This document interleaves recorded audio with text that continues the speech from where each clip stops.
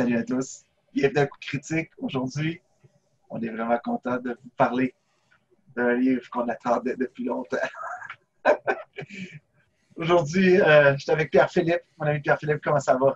Ça va bien, toi, Francis? Ça va bien. Ça va bien. On a eu une belle semaine. Oui. D'ailleurs, petite annonce comme ça, ben on peut passer dans le fond de nos annonces de la soirée tout de suite. Première annonce, ben, notre nouvelle série de jeux sur le web est disponible sur YouTube. Donc, on fait Dragon of Ice Spice Peak en version duo. Donc, moi, je suis le DM.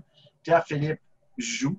Puis, on vous amène dans cette espèce de mode de jeu très narratif à deux où je vais essayer de ne pas tuer Pierre-Philippe et où Pierre-Philippe va essayer de ne pas mourir. Donc, histoire de ne pas casser la campagne en deux. Mais non, c'est ça. Exactement. Mais c'est ça, j'espère que vous avez aimé ça. Je vous invite à aller découvrir, vous abonner à YouTube pour voir la série.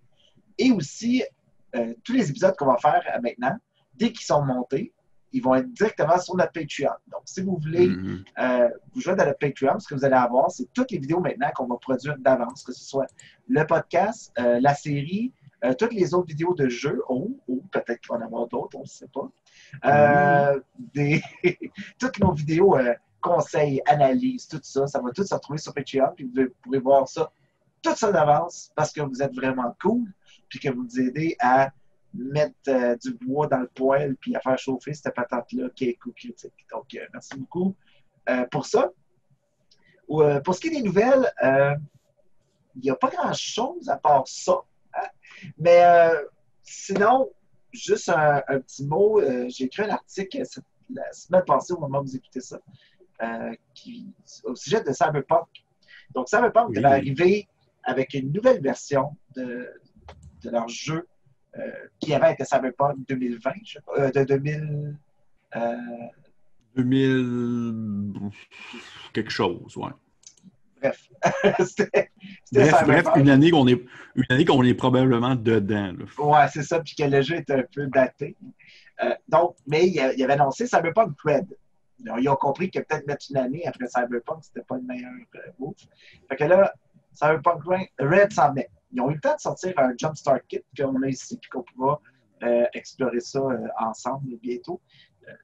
Mais il était supposé sortir le manuel avec toutes les nouvelles règles, beaucoup de stock qui était 2 fois plus gros de ce qu'on dit de l'édition précédente. Si vous aimez ce genre d'univers-là, ça avait l'air vraiment cool. Puis déjà, le preview qu'on a avec Jumpstart Kit, c'est vraiment cool. D'ailleurs, il y avait beaucoup de choses qui étaient en lien aussi avec le nouveau jeu Cyberpunk 2017, 2077 qui va sortir par CD Projekt Red qui a fait The Witcher. Puis, bref, les deux étaient comme ça. Puis là, dans le fond, ils ont fait une annonce pour dire qu'il allait avoir des délais. Le livre est écrit. Il y a quelques illustrations à approuver. Puis il y a des va-et-vient avec CD Projekt Red aussi. Puis ça cause beaucoup de temps. La pandémie a beaucoup affecté aussi tout ce qui est le processus de création de ce livre-là. Mais surtout, ce qu'on retient, c'est que le livre pourrait être prêt beaucoup plus tôt, puis pourrait être beaucoup plus accessible, mettons, en version numérique. Mais ils ont décidé de faire le choix d'attendre que la version physique soit vraiment prête et qu'elle soit distribuée pour 2 raisons. Parce que c'est sûr que pour un éditeur puis un publisher de jeux de rôle, avoir une édition artbook, ça peut être vraiment payant pour juste alimenter la roue puis pouvoir continuer de faire des extensions ou d'autres jeux de rôle pour eux, mais aussi pour faire vivre les détaillants de tous ces gens-là qui vivent à vendre des livres de jeux, des jeux de société, puis ils savent que le monde l'attend, le livre, fait qu'ils préfèrent le sortir en artbook, en fait, en version imprimée, avant de le mettre disponible en numérique. Ce qui, je crois, est une bonne chose. Ça fait juste que ça va être un plus gros happening quand ça va sortir. Les illustrations ont l'air déjà très belles. La direction graphique, ça s'en va. Donc, j'ai vraiment hâte de voir le livre. Mais on n'a pas de date encore. C'était prévu pour la fin de l'été 2020. Peut-être que ce ne sera pas avant 2021, on ne le sait pas. Mais en tout cas, prenez votre mal en patience si vous voulez du Cyberpunk, mais ça s'en vient. Ça s'en vient. Si jamais vous êtes fan du plus récent jeu, dans le fond, le jeu de rôle du Witcher qui est sorti justement, c'est fait par la même compagnie. Ouais. et ça reprend le même système. C'est le même système de base, un peu là. C'est le même système qu'utilisait pour les vieilles versions de Cyberpunk qui ont comme un peu mis à jour parce que le vieux système était quand même un peu, pas clunky, mais c'était très old school dans son approche. Et la mise à jour de la nouvelle moulure, on va dire, du système en soi est bien. J'ai lu beaucoup de Witcher. Je t'avouerais que je trouve ça, c'est un petit peu complexe pour moi. En termes, surtout dans les combats, là, ça devient très, très technique et tout ça. Mais par contre, je sais fort bien que ça a sa clientèle en soi. Puis j'ai bien hâte de voir qu'est-ce que ça va donner côté cyberpunk. Je sais que c'est le même système. Fait que si vous avez aimé le système du Witcher, vous allez aussi apprécier ce système-là de cyberpunk. Pour ma part, j'ai hâte quand même de voir. J'étais curieux d'acheter. Toi, Francis, tu m'as dit que tu l'avais physiquement, le Quick Start, c'est ça? Oui, le Jump Start Kit qui appelle. Ouais. Dans le fond, on a une aventure de base, on a un peu des règles de création de personnages. Okay. C'est quand même assez basique. Il y a un set de dés, je crois aussi. Ça ressemble beaucoup aux boîtes qu'on connaît de plusieurs jeux de rôle, le même format, même chose. Par contre, j'aime l'idée qu'un autre type que le fantastique offre une boîte d'initiation comme ça, un peu comme Tales from the Loop, comme Alien, qui va avoir comme... On sent que l'idée d'offrir des boîtes d'introduction, c'est une bonne manière d'aller chercher de la nouvelle clientèle, mais surtout d'un peu descendre les attentes des gens au niveau des dépenses. Tu sais, qu'on joue à Donjons Dragons, puis là, tu sais, OK, le manuel du joueur, c'est en version française, mettons, c'est 85$. OK. Mais là, si tu veux DMer, ça te prend le Monster Manual, puis là, ça s'accumule. Peut-être pour un passe-temps que tu ne te feras pas. Par contre, pour une boîte à 30-40$, qui vaut la peine avec une super. Tu as un set de dés, tu as tout là-dedans pour juste avoir du fun, comme l'Essentials Kit, comme le Starter Kit. Mais c'est vraiment hâte que tu dis ça parce que là, ça me donne une idée. On pourrait faire un épisode justement là-dessus, sur les starter kits les plus intéressants à voir. Parce que, vois-tu, il y en a plein qui me viennent en tête, mais je ne les nommerai pas pendant l'émission juste pour faire chier les gens qui nous écoutent. Comme ça, ils vont devoir écouter notre prochain épisode qui vont parler dans le fond des starter kits. C'est une bonne idée, on parlera de ça. Oui, ça pourrait vraiment être cool pour de vrai. Ouais. Cool. Donc, c'est ça. On parle dessus d'Icewind Dale, Rime of the Frost Maiden. Attends, avant, je voulais juste mentionner qu'il y avait la date de sortie pour Heroes Feast. le livre de cuisine de Donjons Dragons, le 27 octobre prochain. Si vous êtes aussi enthousiaste que moi de cuisiner de la bouffe, c'est le 27 octobre prochain. Francis, il a la tête pisse. Mais j'ai l'idée du contenu pour ça. Genre, on s'est dit, je vais... Si, par exemple, je reçois le livre, mettons, je vais me filmer en train de faire 2-3 recettes. J'espère que tu vas le faire pour le reste, ça serait vraiment malade. Ça vaudrait la peine. Ça vous intéresse? J'ai même quelqu'un que je connais qui est comme très bon cuisine et qui pourrait analyser un peu les recettes pour pouvoir checker ça ensemble. Ça pourrait vraiment être cool parce que juste faire le review du livre, mais faire un review direct, concret de recettes, là, c'est cool en tabarouette. Genre, c'est pas faisable du pain d'elfe. Oui, exactement. C'est ça serait malade. Ça, j'aimerais vraiment ça. Mais c'est ça. Puis la personne te gueule après comme si c'était Gordon Ramsay pendant que tu cuisines, là, ça serait vraiment là, super cool. Elle me crie après en dwarf. Oui, exactement. Ah, wow, ça serait tellement hot. Ouais. Hey, tu as vu ça? Oui, OK. Fait que là, pourquoi on a ce livre-là avant la sortie? Bon. D'ailleurs, merci beaucoup, Wizard of the Coast, qui nous a envoyé une super belle boîte avec 2 exemplaires de Icewind Dale Rime of the Frost Maiden. Il y avait plein de goodies aussi là-dedans. On n'est pas sponsorisé par Wizard of the Coast pour en parler, sauf que tout ce qu'on parle, c'est des jeux de rôle. Fait qu'on va parler de ce livre-là. Mais on n'est pas payé pour, mais ils ont été assez gentils pour nous offrir gratuitement les copies du livre pour qu'on puisse regarder ça. Bon, Icewind Dale, on se souvient du D&D Live puis de l'événement, comment ça avait été pitché, puis tu sais, le thème avait vraiment frappé les gens vraiment fort. Les gens ont fait « OK, je veux embarquer dans Icewind Dale. Ça a l'air vraiment cool. » Qu'est-ce que tu en penses, toi, à date? Grosse question. C'est drôle que tu dises ça parce que là, tu as mentionné le live quand ils ont présenté le livre. Puis je m'en rappelle, c'était ma première participation à Coup Critique. C'est vrai. Ouais, c'est vrai. Fait que c'est comme une boucle. Back in the days. Back in the days, au début de l'été. Pour de vrai, j'en ai quand même beaucoup lu. J'ai beaucoup lu aussi ce qu'il y avait sur Internet. Et c'est vraiment drôle parce que j'ai un de mes très bons amis qui est aussi un très bon DM, il s'appelle Philippe, qui a aussi sa page d'ailleurs, des comptes et des dés, qui m'a envoyé un article concernant en fait le livre en soi. Et c'est drôle parce que je lisais dans le fond la review du gars en question, puis il y avait des petits spoilers que je connaissais déjà. Puis pour de vrai, je suis arrivé pinpoint sur les mêmes conclusions que lui en soi. C'est-à-dire que c'est une grosse campagne. C'est vraiment huge, dans le sens que c'est très... Comme on s'en parlait un petit peu avant l'enregistrement, c'est pas pour des nouveaux DM. Je dirais pas que c'est vraiment pas une campagne d'introduction DM. Là, pour de vrai, c'est de la grosse gestion, beaucoup d'NPC, tout ce que D&D pouvait pitcher dans une aventure, ils l'ont pitché dans cette aventure-là. Okay. Je lisais des affaires, puis j'étais comme genre, OK, shit, OK, oui, ça se passe dans le Nord. Oui, il y a l'aspect beaucoup survie, mais des fois, il incluait des spécificités, des créatures, et j'étais comme, OK, shit, qu'est-ce que ça fait qu'est-ce que ça fait dans les étendues congelées du Nord, cette affaire-là? Et fait que beaucoup d'organisations côté DM, c'est un bon challenge. Côté DM, c'est ça qui est intéressant. Je trouve que c'est challengeant à mettre en place pour un DM de cette aventure-là. Côté joueur également, je pense pas que c'est l'aventure la plus typique. Je pense pas que ça représente, dans le fond, Donjon Dragon, dans le sens où tu vas dire « Ah, Donjon Dragon, c'est Rim of the Frost Maiden. » C'est pas ça. C'est dans le sens que c'est très... On va ailleurs.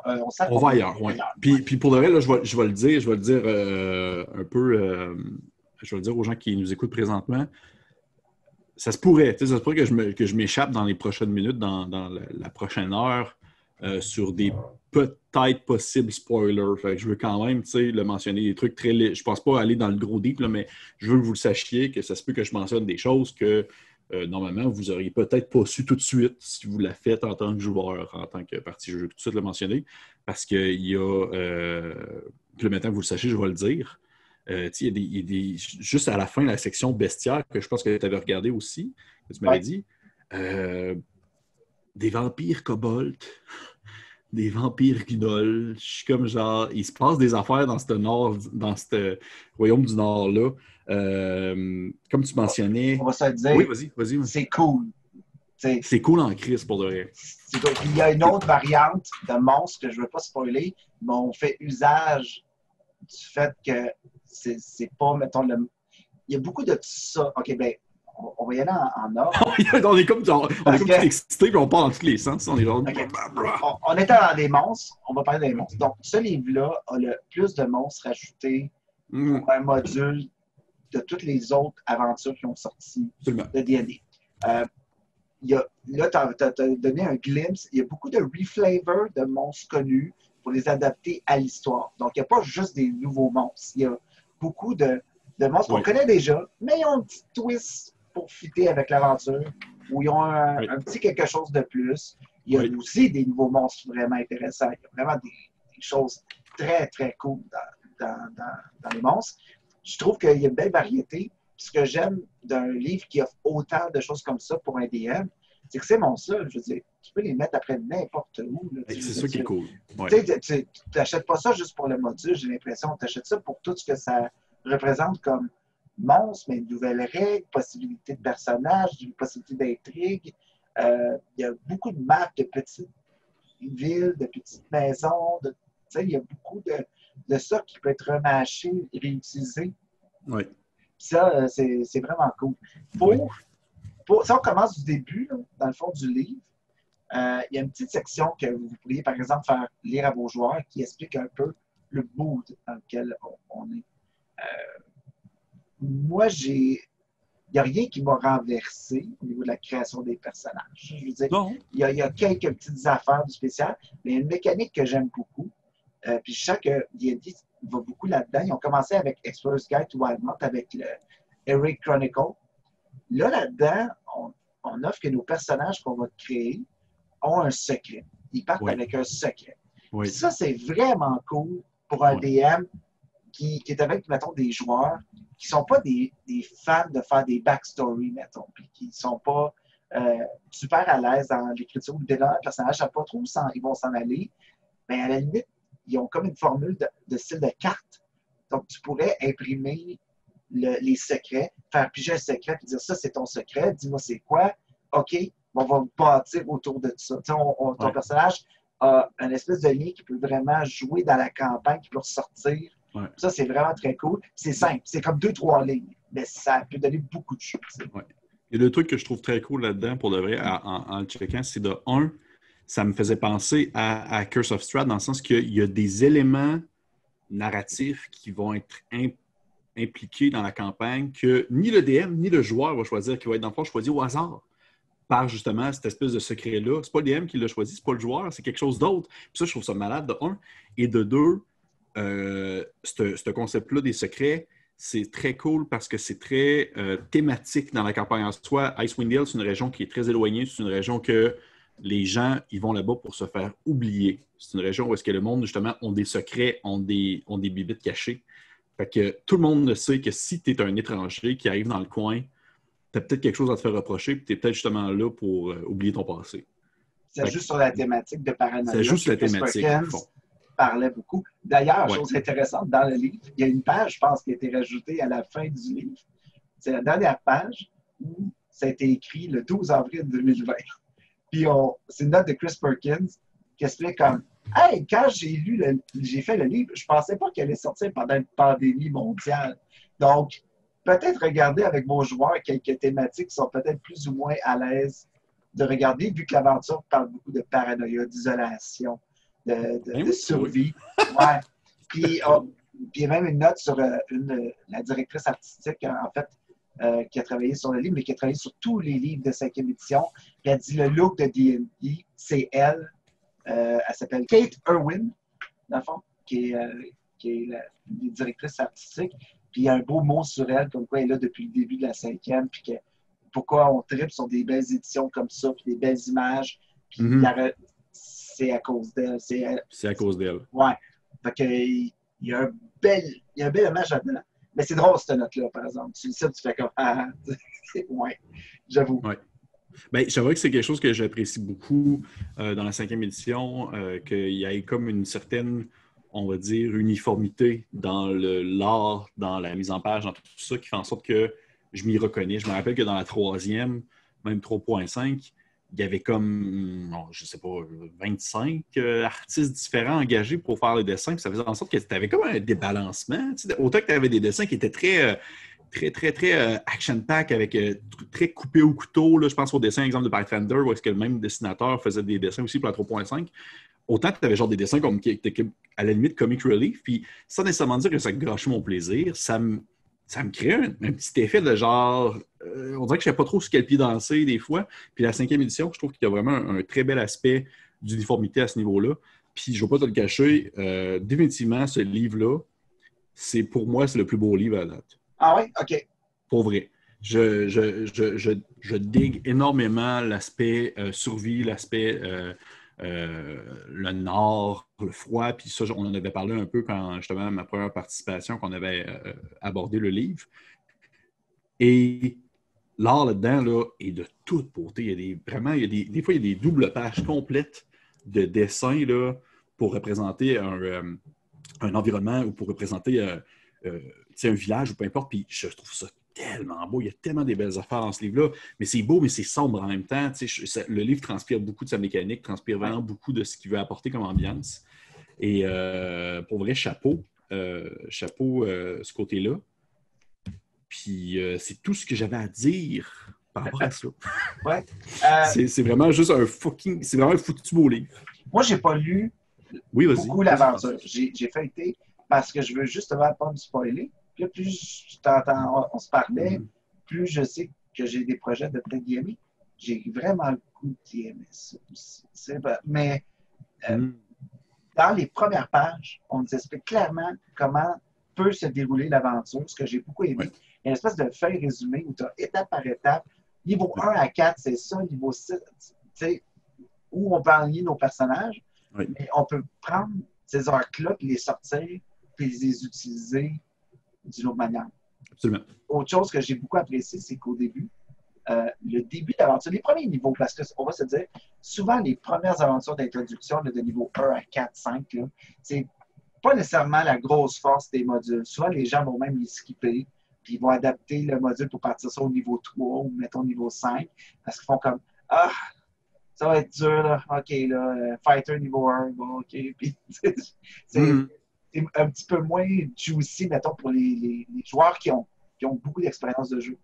Par contre, dans celui-là, ce que j'aime, c'est qu'au début, ça me semble être très sandbox. Les personnages arrivent dans un des villages, mais on peut les amener vers plusieurs quêtes, puis ils peuvent choisir un peu où ils s'en vont. Il y a plusieurs pistes de choses qu'ils peuvent découvrir. Puis ce que j'aime de ça, c'est que ça leur permet d'explorer justement cet environnement-là, puis de s'accoutumer justement dès le début, dans les premiers niveaux, aux mécaniques qu'ils vont devoir faire face dès le début. Oui. Ça ressemble beaucoup au Essential Kit pour ça. Je pense que c'est là qu'il faisait un parallèle, que c'est très sandbox, puis c'est très, si la personne va aller là, elle peut aller là tout de suite, puis elle peut aller là. Je pense qu'il y a un peu de ça au début, en tout cas, du livre de Icewind Dale, Rime of the Frostmaiden. Oui, définitivement. Je trouvais ça très cool que l'introduction... C'est ça, au début, surtout au début, dans les premiers niveaux, tu as beaucoup justement d'interactions avec des NPC, parce que tu as beaucoup de plots qui se font comme lancer à toi. Tu as beaucoup de quests secondaires qui sont optionnels aussi pour découvrir l'environnement, découvrir l'endroit, découvrir ce qu'ils appellent les 10 towns, là, dans le fond, toutes les 10 villes qui sont décrites de manière à pouvoir être imbriqué dans une campagne sans que ce soit en lien avec Frostmaiden. Tu sais, ça devient un terrain de jeu qui peut être utilisé pour une autre campagne, absolument. Là. Puis, à rendu à un certain niveau, ben là, tu embarques vraiment full pin dans le scénario en soi, les implications et tout ça. Puis, je trouvais ça aussi très cool, justement, qu'il donne je sais pas si tu as probablement lu la même section que moi, où est-ce qu'il mentionne que vous pouvez, c'est ça, commencer niveau 1, faire ça, ou tout de suite skipper, vous recommencer niveau 4, puis genre, vous êtes déjà comme dans l'implication du scénario, dans tout ce qui entoure cette espèce de créature-là. Il y avait ça aussi dans, mettons, Tome of Annihilation. Oui. Des modules comme ça, on dit, ben, tu sais, ça se fait, tu peux commencer plus haut niveau. D'ailleurs, je pense qu'ils pensent à ça parce que beaucoup de monde vont peut-être commencer récemment avec un Essential Kit ou un Starter Set, puis ils vont faire, oh mon Dieu, j'ai vraiment le goût de les amener là après le niveau 5, 6. Bon, ben, ils peuvent. Il y a quelque chose, il y a une formule où je pense qu'on peut facilement adapter l'histoire puis s'en aller dans ces eaux-là. Mais d'ailleurs, l'histoire, t'as-tu eu le temps de regarder un peu le synopsis du livre? J'ai regardé un peu. Tu peux-tu me parler un peu de l'histoire? C'est quoi que les personnages vont faire là-dedans?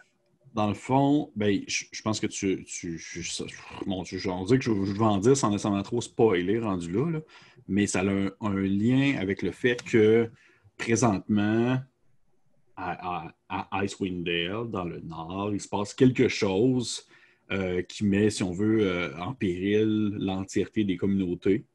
Okay. Et les joueurs qui ont différentes implications qui peuvent survenir au début de la partie vont un peu essayer de comprendre l'origine de ce changement-là, de cette espèce de problème-là qui survient et qui apporte son lot d'horribilité, on va dire, de choses horribles. Et ils peuvent, dans le fond, essayer de modifier ça. Hey, mon Dieu, j'essaie de pas comme. Je veux vraiment pas comme trop en dire, là, mais ça a en lien justement avec l'implication des dieux, beaucoup, en fait, une déesse en particulier. Et dans le fond, les joueurs doivent essayer de comprendre pourquoi est-ce que cette déesse agit ainsi. Puis là, c'est là que je pense qu'il y a beaucoup l'aspect de la folie, de la santé mentale qui embarque. Il y a beaucoup d'aspects sur genre l'isolation et les problèmes du fait de vivre reclus de la société qui peuvent venir être des thématiques très fortes qui, je crois, peuvent parfois être très sensibles aussi. Je pense que c'est quelque chose qu'on va discuter avec les joueurs. Là, je pense que ça fait partie des choses qu'on doit mettre au clair parce que je pense qu'il y a des sujets très matures qui sont abordés dans ce livre-là au même titre que dans Curse of Strahd, par exemple. Que c'est important de pouvoir avoir une vision claire avec vos joueurs par rapport à ça. Et au final, je sais qu'il existe plusieurs endings à cette situation-là. C'est pas unilatéral dans le sens une ligne droite, vous accomplissez ça, tac, tac, tac, vous complétez le donjon, puis c'est fini. Il y a plusieurs fins. Il y a une fin qui est bien, entre parenthèses, qui est comme une fin un peu amères, mais bien. Puis il y a des fins qui peuvent finir très mal. Je sais que ça peut terminer c'est ça qui est plate un peu, là, mais en même temps, moi, je trouve ça malade. C'est une campagne que tu t'impliques vraiment beaucoup pendant des mois, des mois, des mois, puis qu'au final, tes joueurs, à la fin, ils font patate puis ils échouent. Là. Ça peut arriver. Ça peut arriver dans cette campagne-là, au même titre que je pense, exemple, à Tomb of Annihilation, qu'au final, ça peut terminer en TPK, puis that's all. Là. Fait que, mais l'aventure est faite de niveau 1 à 11. Mais c'est ça que je disais tantôt quand on s'en parlait, quand je mentionnais tantôt que cette campagne-là, à pitch dans tous les sens, c'est dans le sens qu'il y a vraiment beaucoup de personnages impliqués scénaristiquement dans cette histoire-là, beaucoup de parties différentes et beaucoup de créatures différentes qui ont des intentions différentes derrière. Puis c'est ça que je pense que quand on parlait, exemple, que Donjons & Dragons s'en allait vers, on va dire, une espèce de modernisation de l'implication des monstres, qu'un monstre n'est plus juste méchant, une culture n'est plus juste méchante, c'est qu'il y a des créatures là-dedans que vous allez rencontrer qui habituellement sont dans une campagne moyenne de Donjons & Dragons, vous allez les croiser, puis vous allez leur péter à la gueule, ça va être là. Sauf que là-dedans, vous allez les croiser, puis vous allez faire OK, est-ce qu'on l'aide ou pas? Parce que genre, il fait quelque chose de pas cool, mais il y a des raisons en même temps de le faire. Fait qu'il y a comme une espèce d'implication morale qui vient, c'est plus nuancé. La dichotomie bien-mal est moins là, c'est plus gris. Même du côté, dans le fond, on va dire, du méchant principal, c'est vraiment plus gris. Et c'est pour ça que je trouve que c'est une très belle campagne pour ma part. De ce que j'ai lu pour l'instant, je trouve ça super. C'est vraiment, vraiment cool. C'est sûr que je vais la runner. Je l'adore. Ça vient chercher plein de thématiques que j'aime. Sauf que c'est vraiment pas pour tout le monde. Je pense qu'il y a beaucoup de gens qui peuvent être, on va dire, frustrés de tout ça, peut-être, pas fâchés, mais tu sais, ne pas avoir un sentiment d'accomplissement dans le sens où est-ce que tu vas faire des choses, puis après ça, tu vas te poser la question si tu as bien fait de faire ça. C'est moins clair, c'est plus nébuleux. Fait que c'est pour ça que je dis que pour un DM, c'est plus compliqué un peu à mettre en place, parce qu'il faut que tes joueurs aient quand même le sentiment d'accomplissement. Mais pour les joueurs aussi, je trouve ça plus touché un peu parce que ça demande beaucoup de réflexion qui, des fois, ne va pas être prime d'abord. La première chose qui va nous venir en tête quand on pense à Donjons & Dragons puis qu'on a juste le goût d'aller taper des monstres, là, par exemple. Ouais. Fait que non, c'est très, très complexe. Mais toi, oui, vas-y. Je ne sais pas pour toi, Pierre-Philippe, mais au niveau de l'horreur dans le livre, il y a une note à l'intérieur du livre qui parle de justement prendre conscience de faire une bonne rencontre avec ses joueurs puis d'en discuter très, très ouvertement de ce que vous pouvez aborder ou pas.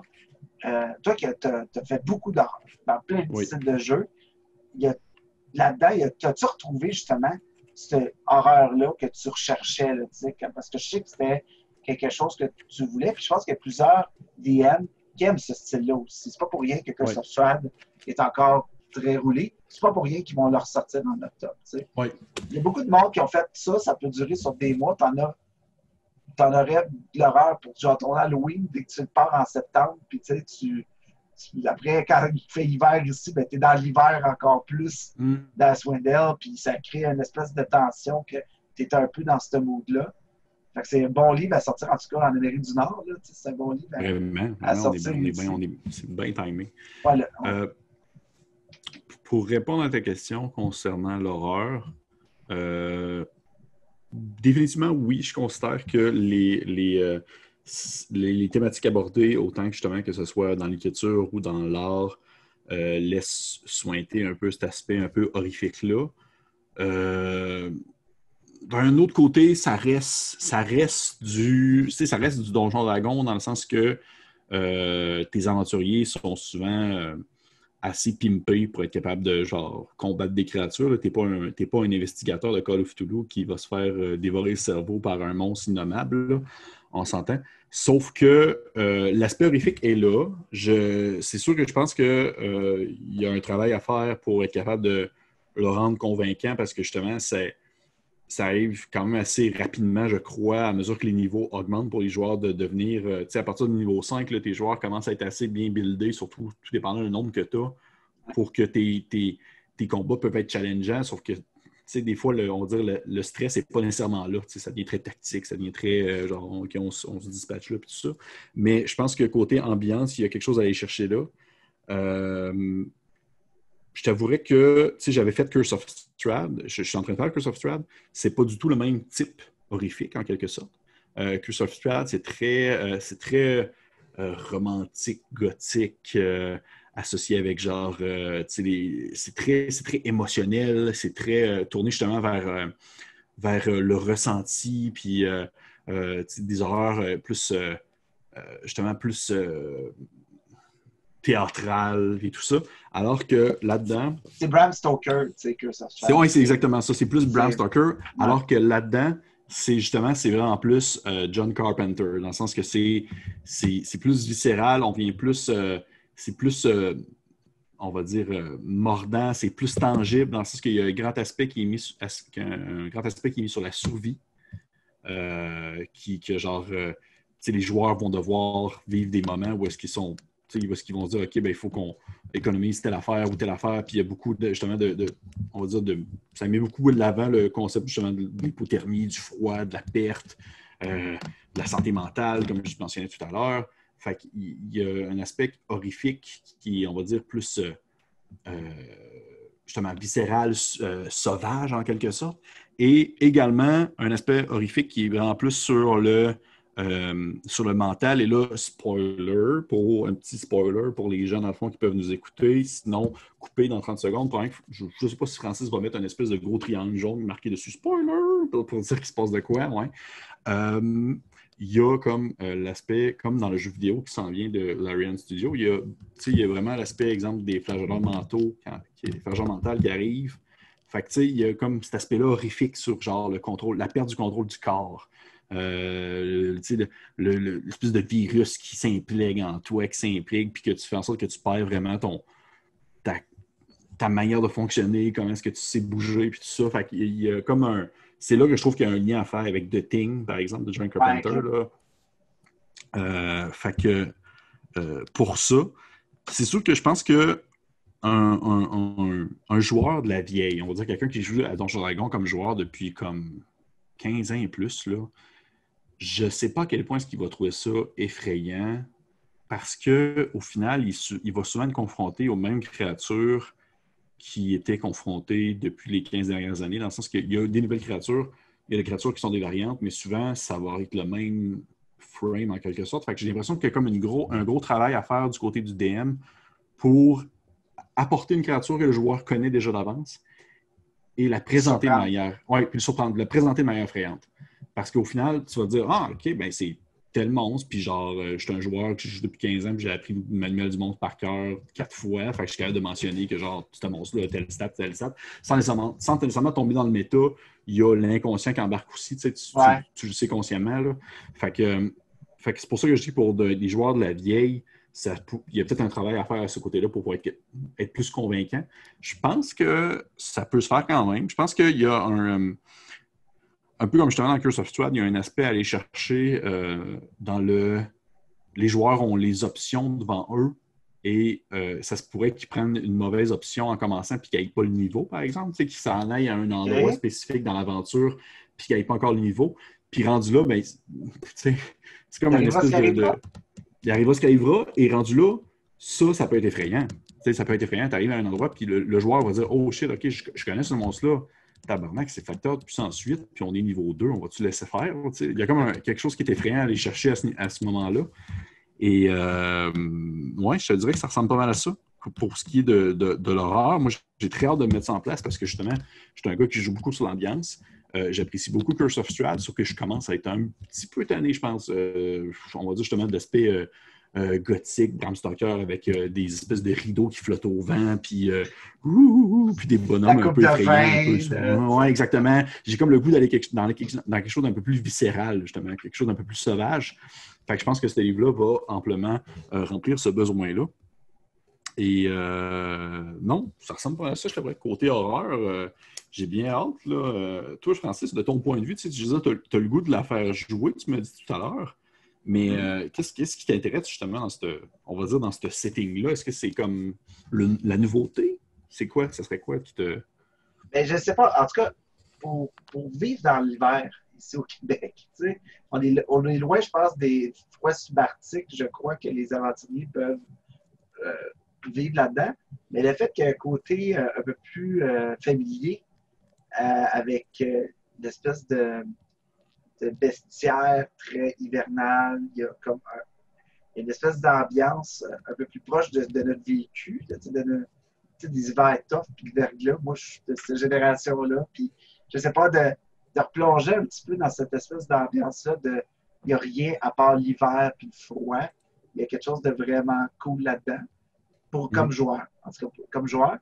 Sinon, il y a des mécaniques intéressantes dedans, je trouve.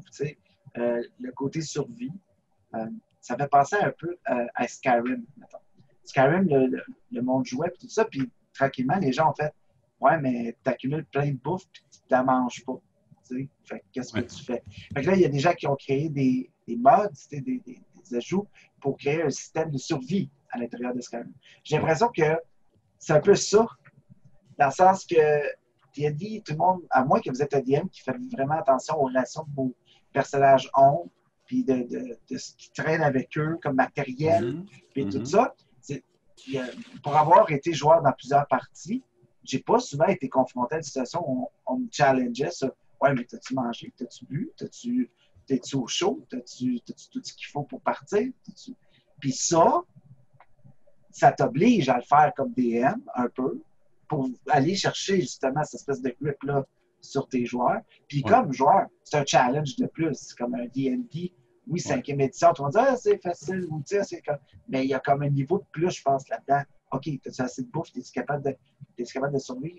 Je m'en allais à te poser la question, si tu avais un personnage à créer pour jouer dans Icewind Dale, moi, j'aurais le goût de faire une espèce de Bugbear Ranger, qui est habitué dans le terrain d'hiver, une espèce de guide qui connaît un peu aux alentours, qui est capable de survivre. Mais je m'assurais de trouver quelque chose qui fit dans le moule de la campagne, puis à la limite, qui est capable de survivre un petit peu. Là, puis de justement jouer la game du survivaliste, là, puis d'y aller dans ça. C'est vrai qu'il y a juste une petite affaire qui me chicote, puis ça, je ne sais pas si le livre en fait mention, je serais curieux de voir. Puis je me rappelle que j'avais déjà vu une vidéo sur YouTube par rapport à ça, d'un gars qui faisait justement une game plus de survie. C'est des aspects comme, par exemple, le spell, Goodberry, qui fait en sorte que tu manges une baie, puis t'as plus faim de toute la journée, puis tout ça. Fait que, je serais curieux de voir si le livre a des annotations par rapport à justement comment faire pour, on va dire, limiter certaines capacités magiques, sans nécessairement dire limiter, mais pallier à certaines capacités magiques qui font en sorte que genre c'est assez facile pour les joueurs d'avoir un confort puis un cosy. Je pense à ça ou je pense à je ne me rappelle plus le nom du spell qui te permet d'avoir une cabane au-dessus de ta tête puis that's all. Leomund's Tiny Hut, quelque chose comme exactement, ça. Ouais. les trucs tiny choses. Là, fait que c'est des spells de même que je suis comme genre à quel point à un moment donné, tu n'as plus besoin de grand-chose pour être capable de, comme, on va dire, subvenir à tes besoins. Là. Mais moi, comme DM, j'irais jouer dans les components. J'irais comme, OK, ça te prend un mistletoe. Ouais, mais tu sais, ta feuille est rendue séchée. Mettons, puis tu l'as pas, mettons, ce qu'il faut pour faire. Ou, tu sais, j'essaierais de trouver un niveau de difficulté. Je laisserais mes joueurs le faire, tu sais. Mais à un moment donné, si je vois que ça devient un problème, puis qu'il y a des enjeux, puis c'est parce qu'il y a aussi une phase où tu veux offrir une expérience mémorable à tes personnages. Tu sais, dans ça, je pense que tu veux que tes personnages se te souviens-tu qu'on était pognés dans la grotte, puis que là, on s'est rendu compte qu'il y avait un blizzard, puis ça n'arrêtait pas, puis on n'avait plus de bouffe, plus rien, puis qu'est-ce qu'on fait, puis tu veux créer cette espèce de... Oui, puis tu sais, je dis au final, ça reste Donjon Dragon aussi. Là. C'est pas un jeu de simulation de survie dans la neige. Là. C'est-à-dire, je ne vais pas comme faire perdre des doigts et des nez, là, ça par rapport. Là, mais est-ce que Bear Grylls aurait fait ça? Oui, c'est ça. Je veux dire, je ne vais pas commencer à comme, demander aux joueurs de me décrire comment est-ce qu'il passe son feu s'il essaie de le partir. Là. On s'entend. Je savais qu'un autre truc que je trouve quand même très cool, on en a parlé quand même tantôt beaucoup, mais je voulais juste revenir là-dessus rapidement, c'est sur le bestiaire. Je trouve ça vraiment hot qu'il y ait des monstres qui sont, justement, comme tu as mentionné, qui sont très spécifiques à l'aventure. Comme j'ai dit par exemple tantôt, spoiler, les kobolds vampires. Mais j'apprécie aussi beaucoup qu'il y ait des monstres qui sont très génériques, qui manquaient à Donjon Dragon, qui peuvent être pluggés justement dans un setting nordique. Je pense par exemple justement à l'oursibou nordique, ou même encore un fucking cachalot, qui est comme juste une grosse baleine, ou des morses, des Il y a un morses volet un peu géants. nautique, hein? Il y a un volet un peu nautique dans le... Mais mais définitivement, dans les Ten Towns, il y a des villes qui sont dans le fond sur le bord de l'eau. Fait que pour ça, je trouve ça vraiment très cool. Tu sais, des lapins, des ice trolls, un troll de neige, c'est quand même très cool. Beaucoup d'enfants sur les Yétis et les petits Yétis. Les petits Yétis également. Je trouve ça le fun qu'il y ait l'implication. Ça, c'est parce qu'ils sont dans les bestiaires aussi, mais c'est aussi dans le concept des joueurs. Là. Il y a beaucoup d'implications concernant les Goliaths dans cette aventure-là. Puis ça, je trouvais ça le fun parce que dans la 5e édition, il n'y avait pas, on va dire, soit d'un côté setting ou toute chose de genre-là qui impliquait tant la culture Goliath que ça. Fait que je trouve ça le fun qu'il y ait encore une espèce de une petite touche particulière. Ils ont une histoire dans ce livre-là. Puis sont impliqués justement dans Icewind Dale. Fait que je trouve ça plaisant de pouvoir voir cette race-là un peu plus de l'avant, alors que, tu sais, on la connaît, sont dans le bestiaire, je ne sais plus lequel, là, c'est dans lequel des Modern Canaan, je ne sais plus, là, non, c'est... Ouais, c'est ça, c'est une option de personnage. C'est une option de personnage. Ouais. Puis, tu sais, on la connaît beaucoup grâce, par exemple, à la saison 1 de Critical Role, des choses comme ça. Mais ils n'ont jamais été tant que ça dans une aventure. Fait que je trouve ça le fun que là, ils sont là. Puis, ils ont quelque chose à faire. Il se passe de quoi avec eux autres. Fait que, non. Pour vrai. C'est les gens les plus équipés aussi à être dans cet environnement-là. Oui. À fond la caisse, eux et les kobolds vampires. Je reviens encore sur mes kobolds vampires. Je trouve ça vraiment fucking mal. Parce que des Icewind Dale kobolds. Il y a des kobolds adaptés au climat. Oui. Mais, les dessins sont tellement beaux. Puis genre, il y a des maps au pouce carré. Là, pour de vrai, chaque endroit a ses maps. Moi, juste le premier chapitre sur Ten Towns, là, chaque ville est expliquée avec genre...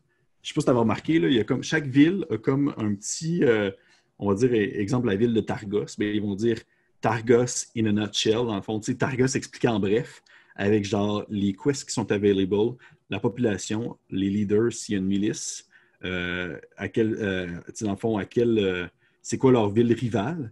Puis ils ont même, dans le fond, ils ont même une espèce de niveau de à quel point ils sont gentils, à quel point ils sont prêts à rendre service, puis à quel point il y a un confort dans cette ville-là. Fait que toi, pour DM, en tant que DM, tu sais que si tes joueurs arrivent, exemple, à Targos, ils vont faire OK, bon, ben Targos, les gens sont corrects, gentils. Les gens autour de vous sont gentils. Ça donne des pistes faciles au DM de savoir comment roleplayer une ville. Oui. Ça, je trouve ça. Pour le reste, ça, c'est mon. C'est pas drôle, là, mais je pense que je vais me racheter le vieux jeu vidéo de Donjon Dragon, 2e édition de Icewind Dale. J'ai juste le goût de refaire ça parce que tabarnouche, c'est super impliquant thématiquement. Pour et là, tu touches un point.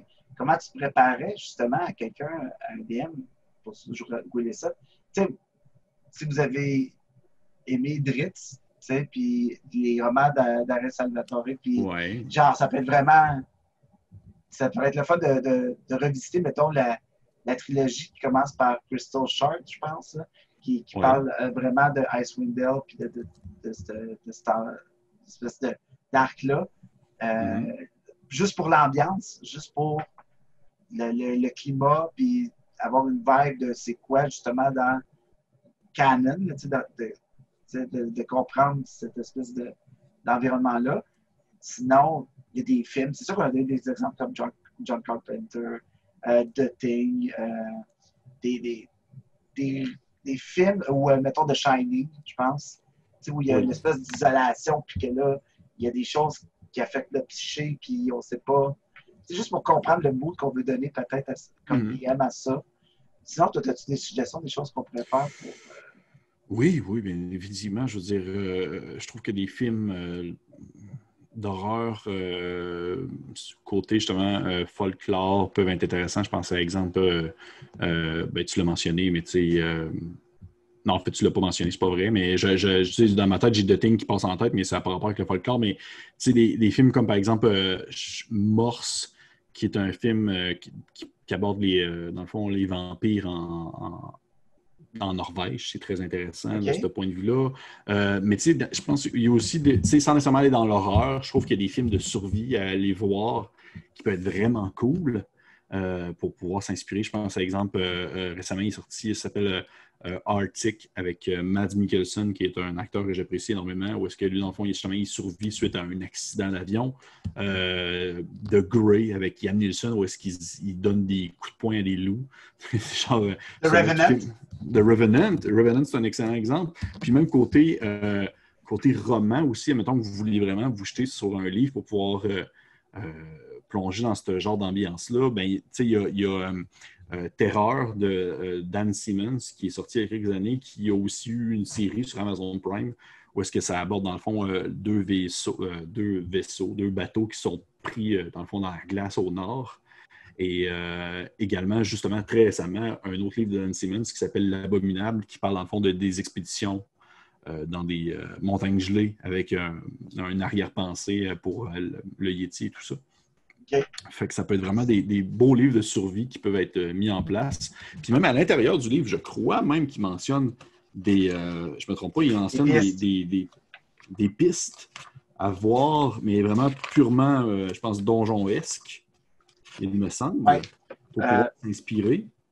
Pendant que tu regardes ça, juste dire, dans le livre aussi, comme dans plusieurs modules, il y a une carte qui est faite. D'un côté, Oui. c'est toute la région d'Icewind Dale.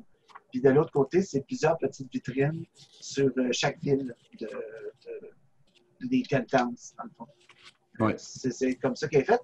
Pendant que tu cherches, Je ne l'ai pas trouvé. Je l'ai pas trouvé. Excuse-moi. Par contre, ce que j'ai trouvé, c'est qu'il y avait vraiment très cool. Il y avait un aspect justement au début du chapitre qui peut être très utile pour ce livre-là, mais aussi pour n'importe quel autre livre ou n'importe quelle partie de Donjon Dragon qui est associée, on va dire, plus à la survie. Mais il y a vraiment l'aspect la survie en espace sauvage. Puis là, il aborde plein de types de dangers naturels qui peuvent survenir au cours de l'aventure, que ce soit une avalanche, un blizzard, un froid extrême, se promener dans les montagnes, de la glace, dans le fond, un lac gelé, puis tout ça. Puis il y a, dans le fond, les jets qui sont associés à ça pour, mettons, survivre à tel danger ou tel danger. Là. Puis c'est super intéressant aussi d'un point de vue, on va dire, technique. Je ne sais pas à quel point est-ce que c'est fidèle à la réalité, mais il y a des aspects où est-ce que genre ils vont dire une avalanche, ça descend à telle vitesse, fait que oubliez ça, essayez de vous tasser de là, ça n'arrivera pas. Là. Fait que, une avalanche dans un monde fantastique, tu sais. Ouais. Fait que juste pour ça, je trouve ça vraiment très cool. Il y a plein on va dire de petits aspects justement sur la survie qui sont mis de l'avant. Et fuck, man, ce livre-là est tellement beau. Là. Il y a tellement des belles images. Là. Je vais juste tourner les pages. Puis il y a des trinkets aussi. Hein. Avant qu'on change de sujet, il y a des trinkets qui sont directement associés à ce livre-là. Ouais, des secrets. Et des spells. Il y a des spells. Ouais, il y a des items magiques aussi. Ouais. Il y a plein de choses. Des items magiques. Oui. Il n'y en a pas tant que ça, on va se dire. Des items magiques et des spells, il y en a pas tant. Il y a, je pense, 3 spells. Non. Non. Puis même que je trouve que, puis juste pour le dire aussi, il n'y a pas tant d'options. Non, c'est ça. Sinon, vous allez être déçus, vous allez nous en vouloir, puis vous allez commencer à salir la chaîne, ce que je veux pas. Mais il n'y a pas tant non plus d'options de personnages, on va dire. Tu sais, il n'y a pas des nouveaux backgrounds, il n'y a pas de nouvelles races dans ce livre-là. Il n'y a pas de nouveaux backgrounds, il n'y a pas de nouvelles cultures. Il y a des adaptations de background, je pense. On donne des pistes. Oui, ça se peut. Ça se peut. Il n'y a pas de nouvelles sous-classes. Il n'y a pas, exemple, une sous-classe de Ranger qui est spécialisée dans la neige ou peu importe. Il n'y a pas de ça. C'est vraiment pas... habituellement, il y a des aventures. Souvent, je pense, exemple, justement, à Curse of Strahd ou même Tomb of Annihilation, il y avait des nouveaux backgrounds, que ce soit l'archéologue ou la personne qui est commentée par un spectre du passé. Mais là-dedans, il n'y en a pas. Il y a tellement de stock autre que ça. Je veux dire, c'est un gros livre. Pour vrai, c'est une grosse brique. Là. C'est pour la quantité de monstres, puis toutes les aventures, puis toutes les possibilités, puis tout est quand même bien expliqué. J'allais dire tantôt, un truc cool qui peut être intéressant à acheter en plus, c'est qu'il il a dit depuis quelque temps, en fait, depuis Baldur's Gate, Descent into Avernus, ils sortent des espèces de boîtes thématiques avec chaque module. Puis ça, c'est celle de Rime of the Frost Maiden. Fait que vous avez un beau set de dés dans une boîte où le fond est en feutre. Puis là-dedans, il y a des cartes. C'est des cartes qui représentent les monstres. Tous les nouveaux monstres qu'il y a dans l'aventure. Fait que quand vous êtes un DM et vous voulez comme montrer de quoi ça a l'air, mettons, ce monstre-là, avec cette saveur-là, vous avez une carte pour le montrer. Vous avez une description. C'est pas un stat block, là, mais c'est une espèce de des petits détails sur ce monstre-là qui peuvent être intéressants à glisser quand vous présentez la bête. Là, il y a aussi une carte aussi plus petite qui est pareille dans le fond, c'est celle que vous avez dans le volume, mais ça va être intéressant de donner ça à vos joueurs et de dire comme ça, c'est la carte que vous avez en ce moment, puis ça peut être ça. Mais, fait que c'est ça, je pense une trentaine de dollars en canadien. Là, puis il y a un set de dés avec 4D6, 2D20, puis ils sont beaux. C'est pas les plus beaux qu'ils ont fait, par exemple, à mon avis. C'est le seul Baldur's Gate, puis Lara Silverhands, Explorer's Gift était plus beau, mais le artwork est plus beau, par exemple, dans celle-là. Oui, c'est vraiment des beaux dessins, à fond Léon, comme on dit. À fond Léon. Bon, ben ça fait le tour, je pense, de notre barre pour Icewind Dale. On ne veut pas en dire trop, mais sinon, c'est ça. Si on continue, on va vous dire beaucoup trop de choses. Oui. Déjà qu'on en a dit beaucoup. Faut que j'arrête de parler. Donc, merci beaucoup, Wizard of the Coast, pour les copies pour Icewind Dale. Ça nous a permis de vous en parler. Puis juste avant la sortie qui est demain. Donc, le 15 septembre, ça sort. Encouragez le local. Allez le chercher dans vos boutiques de jeux locales. Puis vous pouvez avoir cette édition-là, qui est l'édition limitée, avec la belle couverture faite par Hydro74, qui est vraiment... Tous les volumes d'édition limitée maintenant sont magiques, là, sont vraiment beaux. La couverture aussi de l'original est vraiment très belle.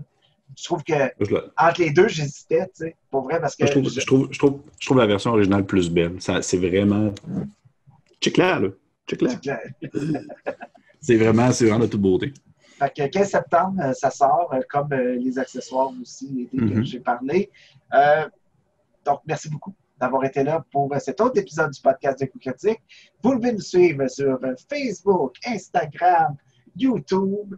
On a un Patreon. Vous pouvez suivre nos aventures. Oui, c'est ça, j'allais dire. On a un Patreon.